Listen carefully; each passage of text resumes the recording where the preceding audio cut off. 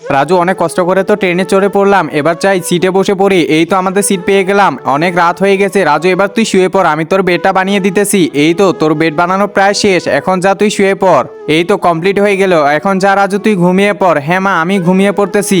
এই যে বালিশটা নে আর সুন্দর করে এখানে ঘুমিয়ে পড়। আচ্ছা মা, ঠিক আছে, আমিও ঘুমিয়ে পড়বো। এই তো আমিও শুয়ে পড়লাম, এখন আমি ঘুমিয়ে পড়ি। আমার তো ঘুমিয়ে ধরতেছে না। আরে এই মানুষটা আবার এভাবে কি তাকিয়ে আছে? আরে এই মানুষটা দেখি আমার মায়ের দিকে এভাবে তাকাচ্ছে। এই লোকটার মতলব তো দেখছি একদমই ভালো না, এর একটা কিছু একটা ব্যবস্থা করতে হবে। আমি তো নিনজা টেকনিক জানি, প্রথমে এই দুইটা আঙ্গুল একখানে করে নিব, এরপর এই যে দিয়ে দিব। একজন মা কতটা আপন হয়ে থাকে, যার মানেই তাকে জিজ্ঞাসা করে দেখো। তো দেখা যাক বন্ধুরা, এই মায়ের জন্য কে ভিডিওটিতে লাইক এন্ড সাবস্ক্রাইব করে, আর যারা মাকে ভালোবাসো না তারা ভিডিওটি থেকে দূরে থাকো। ওরে বাবা, আমার চোখে এটা কি দিল? আমার তো অনেক লাগছে। এই ছেলে, তুমি আমাকে এভাবে দিলা কেন? আঙ্কেল, নেক্সট টাইম যেন এমন না হয়, একবারই ভালো হয়ে যান বলে দিচ্ছি।